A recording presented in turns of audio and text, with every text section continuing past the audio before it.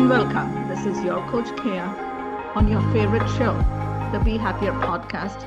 And I am here today with another episode of the Crossroad Conversations. And I have a colleague and friend, Cheryl Evans, and she's amazing when you get to hear her story and everything that she has done so far.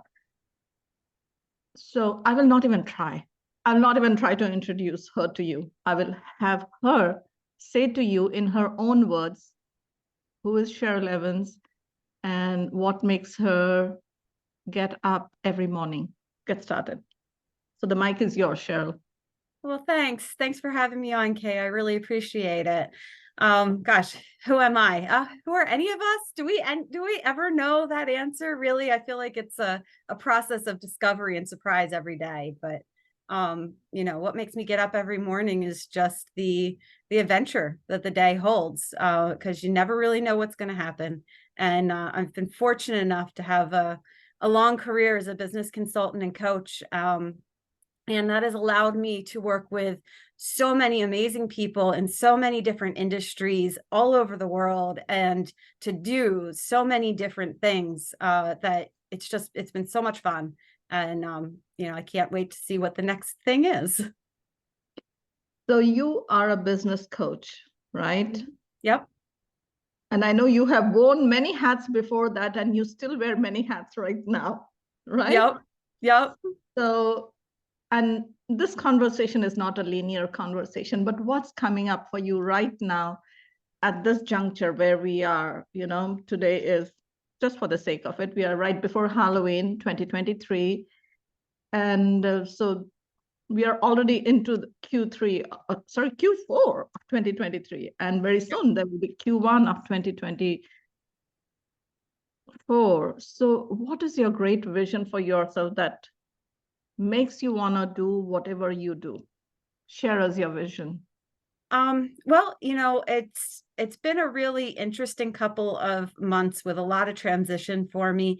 I have moved away from a client that I've worked with for a very, very long time, over 10 years. So that's a little bittersweet. But the next phase is just super exciting. And it's been kind of really interesting because in this process of separating from this client, there are kind of 2 days that were sort of major in that process. And on those days, I also happened to have a conversation with someone that opened up a whole new big opportunity that didn't exist before that conversation. And to me, that was really just, the universe sending that sign, like, this is the right thing.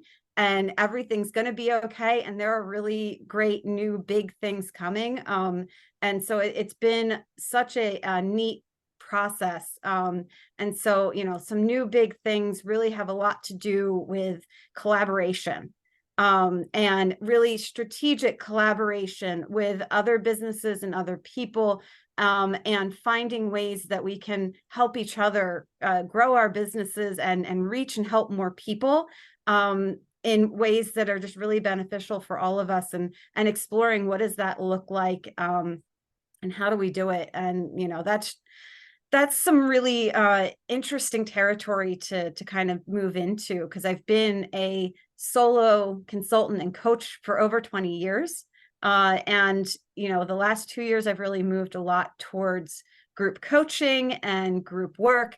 And so kind of this next iteration with some really intense collaboration, I feel like is just a natural outgrowth.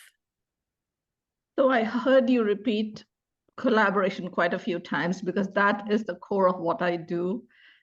There's no competition. There's only collaboration. 18 years ago, when I started my practice as a clinical hypnotherapist, people said, like, oh, there's so much competition. And I'm like, why do you tell everything? Why do you give everything away? And I'm like, there's 6 billion people on the planet. There will always be enough for me to help serve and create abundance both ways. And today, 18 years later, we have more than 8 billion people. So talk about that, right?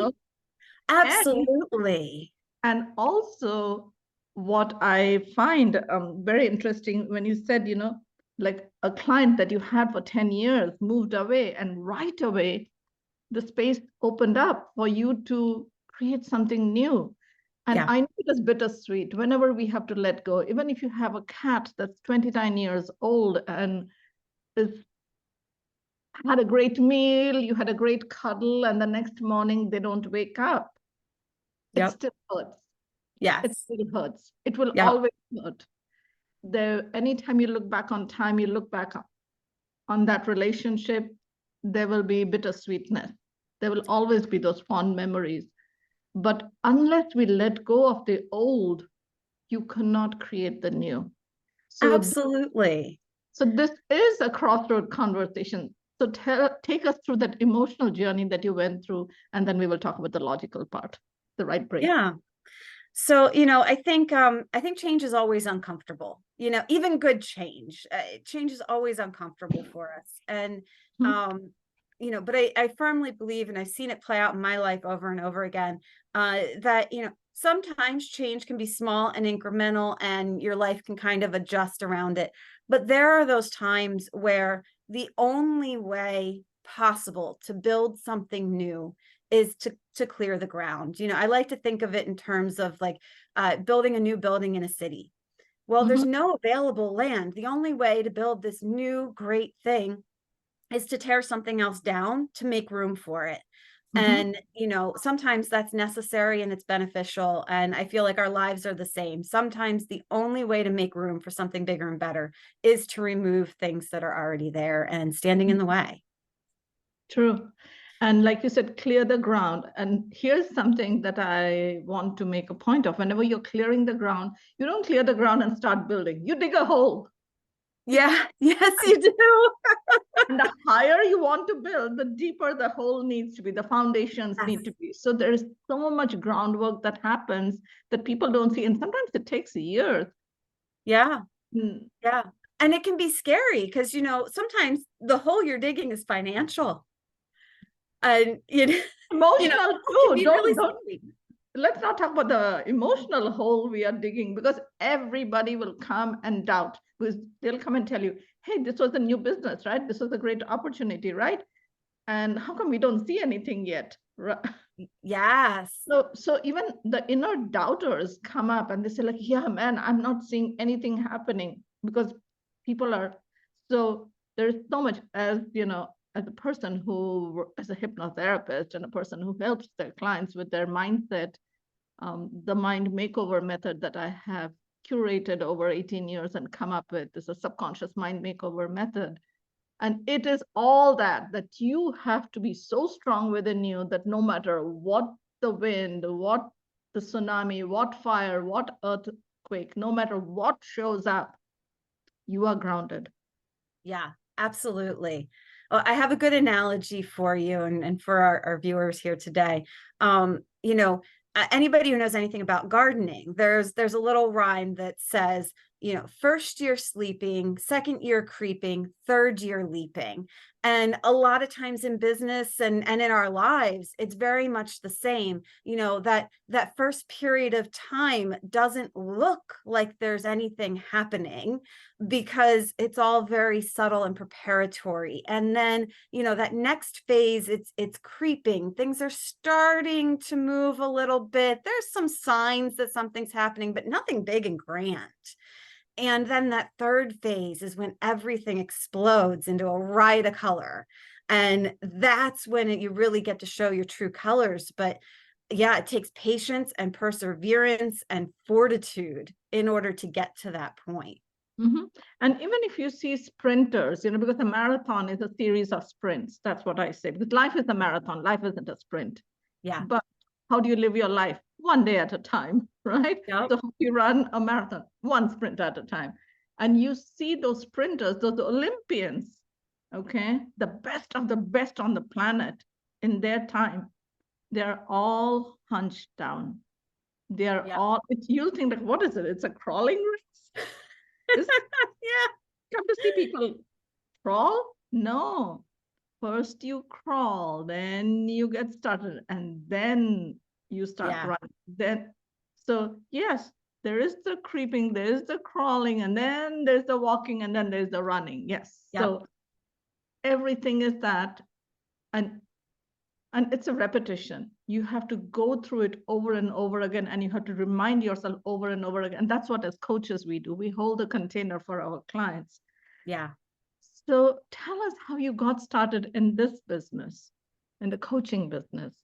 So accidentally, Right? so, No you know, accident. I It was got, God's plan. It was God's plan. yeah, yes, yep, absolutely. So I had my son very young. I was 18. And that kind of shot my dreams of college. But at the same time, I was given an opportunity to work with a new startup, a title insurance agency.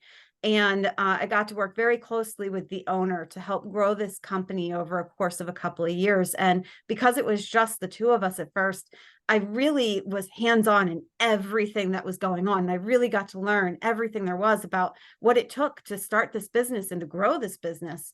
And over the course of 5 years, we grew the business to about 5 times the size that it started. There were employees working under me. It was a really great experience to learn. And in my last year with them, I opened Carnanco, and I was offering outsourced services to real estate agents and title insurance agents. And then I got a referral for a new startup title company that needed all of the things that a new startup does. And well, I've been there, I've done that. And so I was able to help them. And after that first one, more referrals kept rolling in for other new startups and other title companies that needed help, or real estate agents. And so it shifted from outsourced services to just consulting services. And over time, it evolved into some project management as well. Occasionally, I'd get a client who needed something more and more hands-on than just the consulting aspect. So I've done some project management for some companies over the years. And so that's kind of how it evolved. And I don't look back with any regrets. I've loved every step of the way. And now you are a business coach. Mm-hmm. So tell us the birthing of the business coach, the accident. So, it's that consulting, and coaching, and it's a little bit of both. And I think a lot of people don't really know the difference. The way I define the difference between consulting and coaching, consulting is you solve a problem for somebody. And in coaching, you help somebody make their own choices. So the difference can be kind of subtle. And honestly, I call myself both a consultant and a coach, and I feel like both of them apply. And it's kind of situational as to what the person I'm working with really needs. Do they need that guidance and for me to hold that space for them to just kind of hear their own thoughts out loud? Or have they hit their head against the wall enough times and they're ready for somebody else to come in and offer a solution? And so I do a little bit of both depending on what people need. Okay, good. So tell us, I don't know your age, and it doesn't matter because I believe the soul is ageless. But you say you were a mother at 18, and I know you're not 19 years old. So this life that you have lived, and I'm in Southern California at this moment, and I have lived here for 18 years. So I know that real estate was a big deal. And you said you were in the real estate business. So there was a high, there was a low, there was 2005, there was 2008. Yes. And 2012, and then even 2 years ago, like the mortgage rates were so low, and now they are again quite high. I'm not into buying and selling, but I keep hearing this. So your business did go through a lot of ups and downs. Upheavals. So tell us, what kept you grounded? How did you maneuver through all those highs and lows? What can you give our audience here something? So, you had said you saw my YouTube video. There was a motivational talk that I gave that touched on this. And really it's the philosophy that there are only 2 options in life: that you can succeed at something or you can learn something. I don't believe in failure. I think the only way you can fail is to not try. And really, I credit my son. And, you know, my other two children, as they came a little later, because I was a mother at such a young age, failure was not an option. I couldn't fail because I had somebody else who was helpless, who required me to succeed. And so that it kept me going through highs and lows. And, you know, I just had to try the next thing and the next thing and the next thing and learn from it. And what I found over the years from doing that is so often my successes come out of what people would typically call failures, my learning opportunities. And if I hadn't been so willing to try something new, then I never would have learned that lesson that later was absolutely critical to not only success, but really fast success. Because it wasn't really fast. I learned the other things a long time ago. And, you know, unique combinations of things where if I had been just presented with whatever challenge or obstacle I was trying to overcome at the time, and somebody had said, well, what do you need in order to do that? I never would have necessarily picked the things that I actually ended up using from my previous experiences in order to solve that problem. And so by having a really wide base of experiences and learning opportunities, it's allowed me to draw connections in unique ways to solve problems in, you know, innovative ways. And the more I've done that, the more it's kind of reinforced that that's the way to go. So I just kind of keep on rolling with it. So I heard two things. One is your children are your anchor. Yeah. I have 3 children. I know my children keep me grounded. Otherwise I would be in the forest meditating by myself or living in a cave and eating the berries that grew around the cave. So Me too. Our children are our anchors. So people who do not have children, go find something that is your anchor. So basically this anchor is your why. Your why has to be bigger than you, that will make you get out of bed when you don't want to get out of bed. Absolutely. Yes. That will make you go an extra step when you don't want to do it. That will want you to send out one extra email, one extra text, you know, whatever it is, that one extra thing that will make you do is that why of yours. That's your anchor. Like my children are my whys. Cheryl says her children are her whys. So, and the why is WH. Why? Yeah. And I also heard you say, yes, either you win or you learn, right? Yeah. Now these learnings, and through the repetition, you know, you embody them, you become them. Yes. Because you're not going to go back and say, like, oh, in 2005, this happened. What did I do then? You already know it. Your unconscious mind knows it. You have reprogrammed your subconscious mind with a new belief system. Yeah. That will take you on. And when I say crossroad conversations, it's not like that big thing when your child goes to college or you have a grandbaby or you lose a job or you're going through a divorce or there's news of death or a disease or something like that, or a war or whatever. It's every day you have these crossroad conversations. At any point, if you look back on your life, your entire life is nothing else but a result, a sum total of the choices you made. And that is one thing you have. That is something you have. So pick something, Cheryl, you know, and I'm just going to leave it to you, whether it is health, whether it's relationships, whether it's finances, because those are the 3 main things people talk about. And, you know, it's on the top of their mind. Like, oh, this is going on in my health. What can I do? This is going on in my relationship. What can I do? This is going on at work. What can I do? What is your wisdom, you know, the sum total of everything that you can share with someone with any one area, maybe all 3 areas, like what should people be thinking about and asking themselves and focusing on when they are at that crossroad? And if you want to talk about health, if you want to talk about relationships, whatever, I leave it to you. So I've got 2 for you, actually, if that's okay. Lovely. So my first one is the kind of maybe my life catchphrase, the thing that I really relate to most and I feel applies in the most situations and has been the most helpful.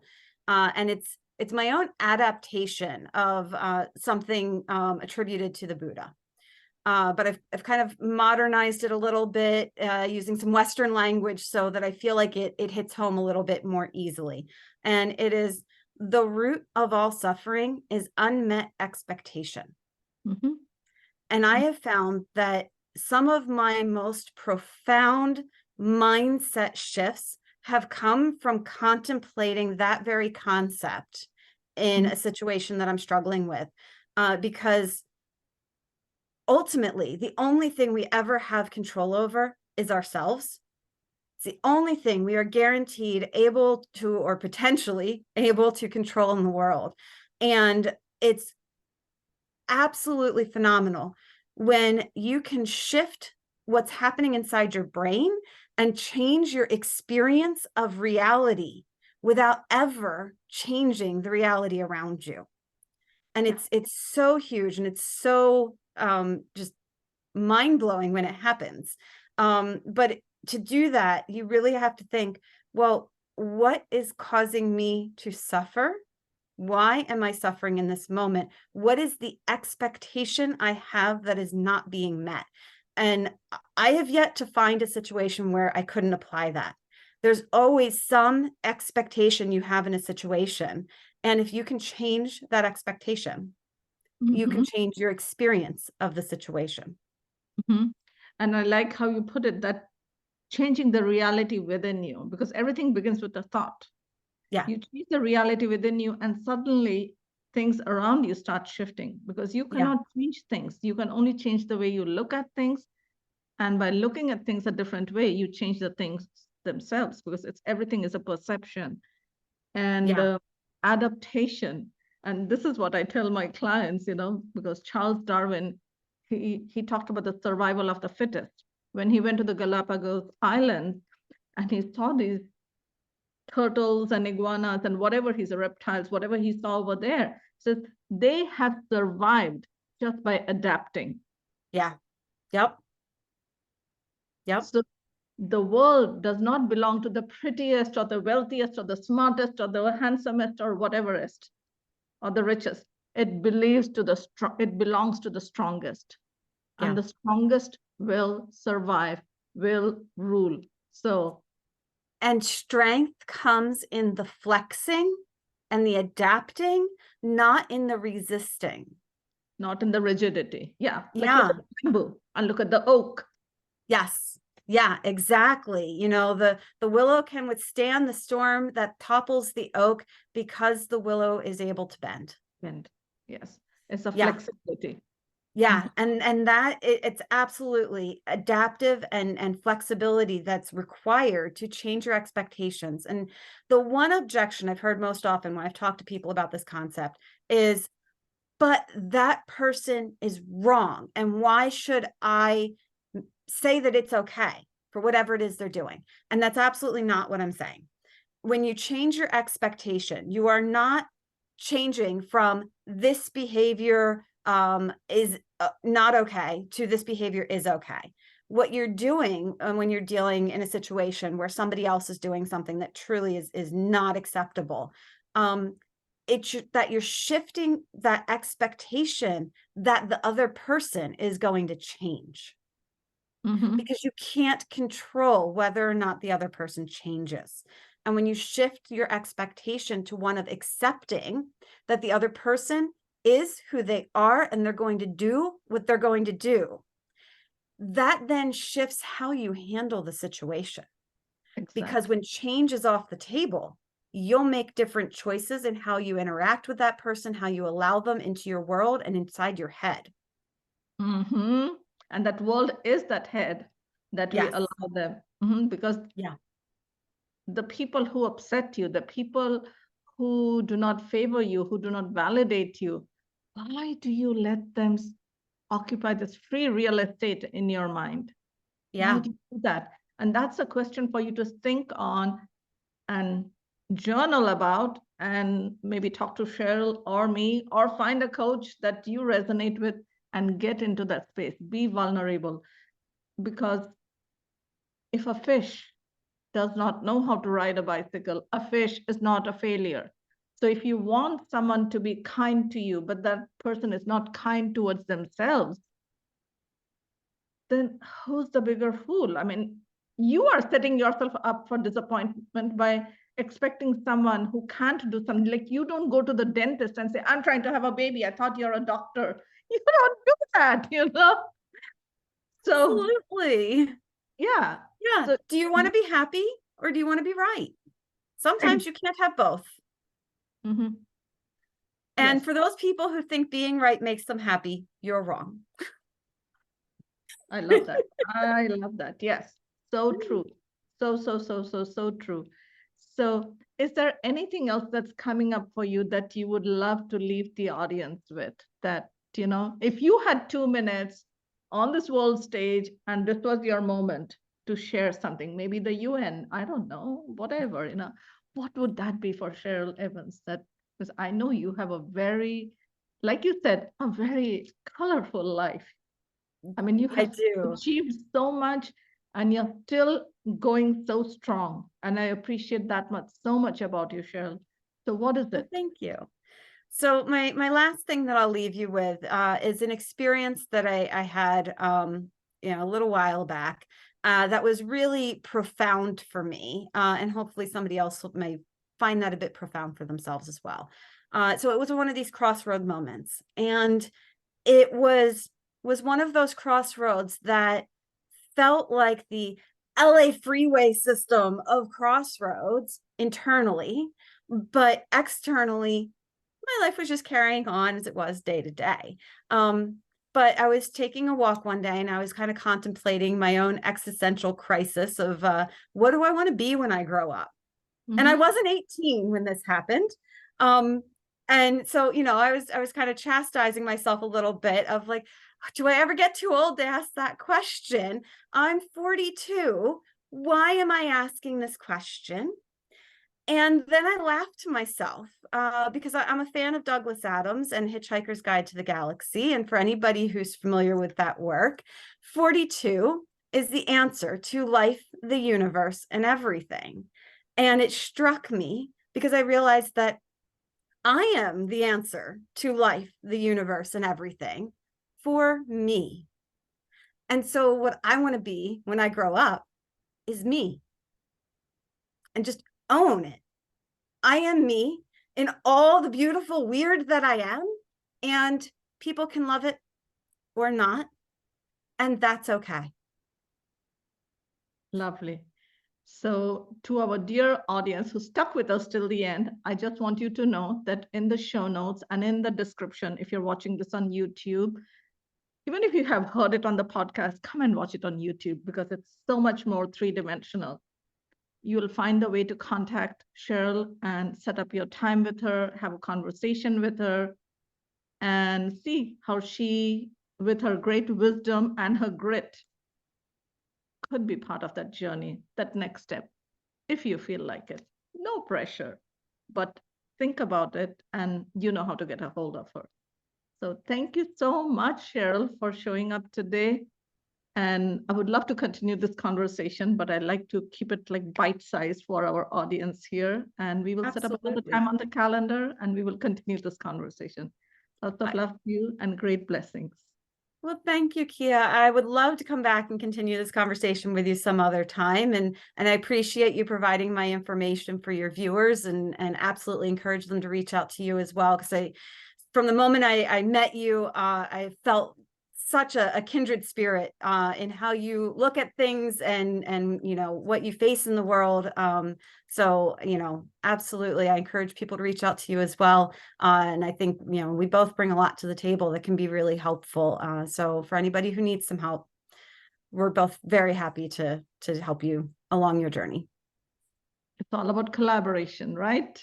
Yes, it is. Absolutely. Love you. If Bye-bye. I could be anywhere, I'd be here with you, sharing our healing hearts, our hope and our truth. Joy overflows here at the crossroads. Here at the crossroads. Oh,